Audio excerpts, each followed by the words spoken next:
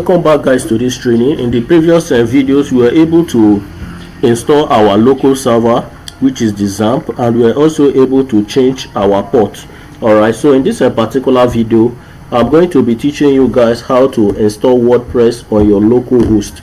Alright, so to do that, all you need to do, go to your server, go to your browser and search for wordpress.org. okay, search for wordpress.org. Alright, so search for wordpress.org. Alright, then click on this get WordPress. Click on get WordPress. Alright, then click on download WordPress, this recent version of it. Click on download. Already downloading, just give it some time to download. Alright,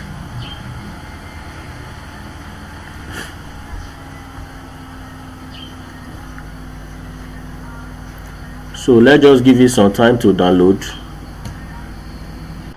Alright, so as you can see, our WordPress has been downloaded successfully.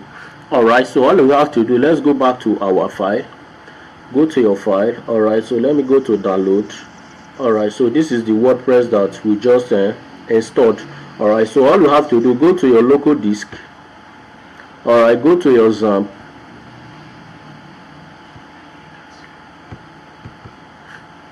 Alright, go to your ht dot, click on it. Alright, so all I have to do, I need to get rid of this PHP file that we created. Alright, so let me just delete this particular file.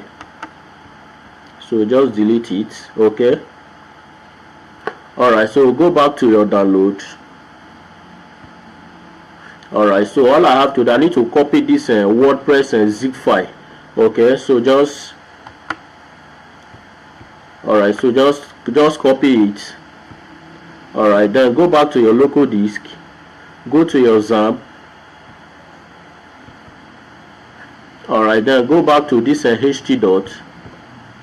Alright, so what I want to do, I want to paste this WordPress file that I just copied into this my local disk. Alright, so just press Ctrl V. Alright, so that is it. So the next thing to do, alright, so the next thing to do, let's go back to our local server. Alright, let's go back to our local server. Alright, make sure that this Apache and MySQL is on. Alright, always make sure you put it on. Okay, so let's go back to our local server. Alright, so let's refresh. Alright, so you can see we now have this WordPress zip file on our local server. Alright, so let's go back to our file. Let's go back to our file. So what I want to do, I want to extract the files that is inside this WordPress. Alright, so all you have to do, just right click. Okay, then click on extract files. Alright, so if you don't have the software to extract a file, just go to your browser and download the Wera. Alright, so just download the software. Alright, then click on extract file. Alright, click on extract file.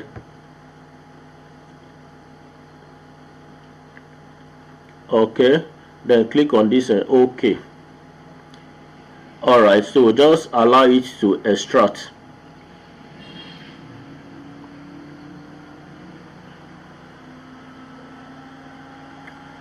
So just give it a little time to extract. It's still extracting, just give it a little time.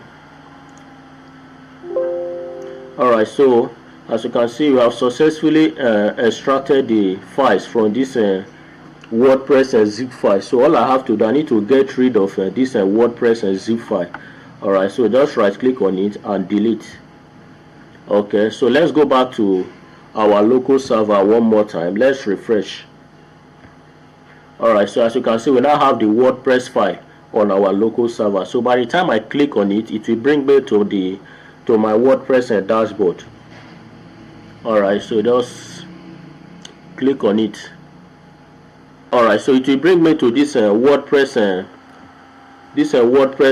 dashboard. Alright, so that is it. You can see, before us to have this WordPress page like this, we need to type in this localhost :8080/WordPress. right? So I don't want all of that. So what I need to do, I will go back to my file. All right, so let me go back to my file. All right, so I will click on this WordPress folder. So just click on it. All right, so okay, so I have so these are the folders that is inside this WordPress. All right, so all I have to do, I will click on Ctrl A to select all, then I will click on Ctrl C. Okay, so I will click on Ctrl C to copy it. All right, then I'll click on then I can now delete all of this. All right, then I'll go back to my HT dot. All right, I'll go back to my HT dot, then I'll click on Ctrl V. All right, so I'll click on Ctrl V to paste. All right, so let me just give it some little time to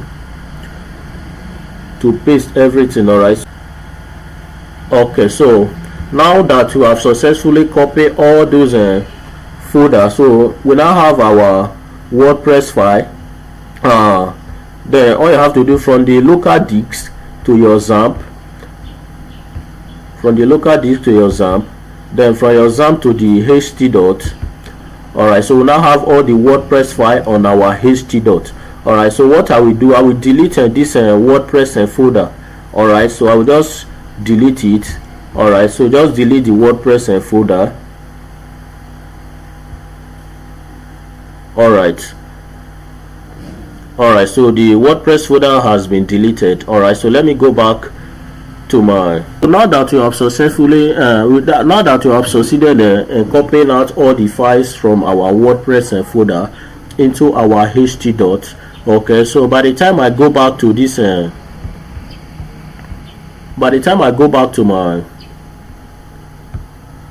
my local host, I'll type in localhost colon 8080 if you change your own port. All right, then I click on enter. All right, so it will bring me to this WordPress setup. All right, so almost the same thing. All right, so by the time I click on continue, then I will select my language to be English. All right, so I will select my language to be English. So all we have done is we're able to install our WordPress. All right, then we're also able to extract all the WordPress files. All right, from the zip file. We're also able to extract the files from the WordPress folder. All right, so now we are now able to come up to this WordPress setup page. All right, so the next thing to do is just click on continue. All right, then click on this let's go. All right, click on let's go. All right, this is what we'll be working with. This database name, the username, and the password. So all we have to do at this point, so all I have to do, make sure that you have this MySQL and this Apache turned on. All right, so what you have to do, let's go back to our localhost and search for localhost colon 8080. all right, in case you change your port to another figure, to another number rather. So all you have to do, click on localhost colon 8080 slash php my admin. All right, php my admin, then click on enter.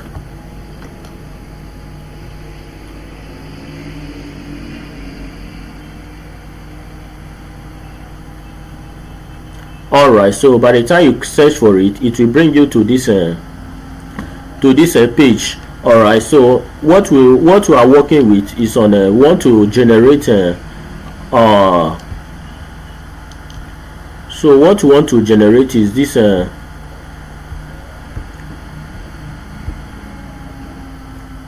okay, so what we want to generate here, this database name. We want to generate our database name, the username, and the password. All right, so that is what we'll be creating. All right, so let's go back to our PHP my admin, then go to user account. All right, we want to create a user account. Okay, click on user account. Okay, no, let's first of all create our database. Okay, click on database. Okay, then click on create database. All right, click on create database. Click on create database. All right, then click on search.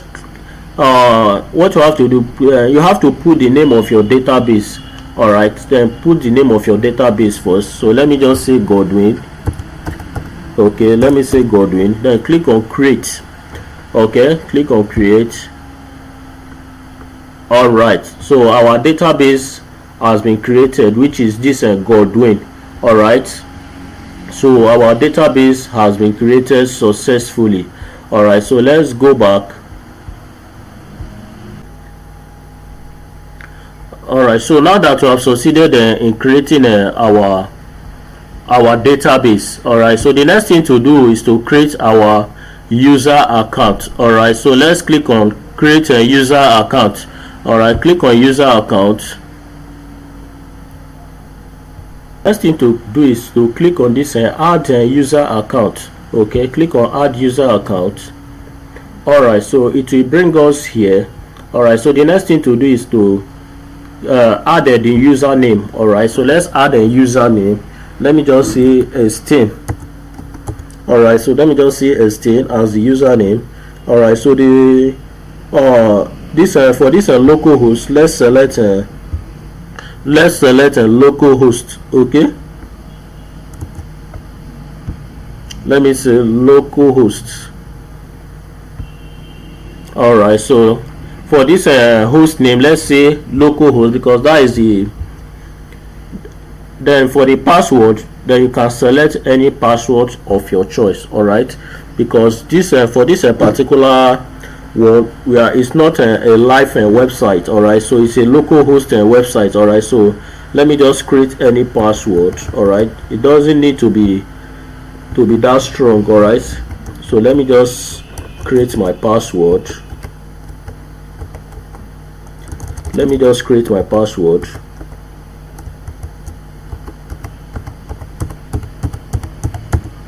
All right, so you don't need to bother about the weak password. All right, so just retype it. All right, so just retype it. Okay. All right, so once you are done with the password, go down to this place.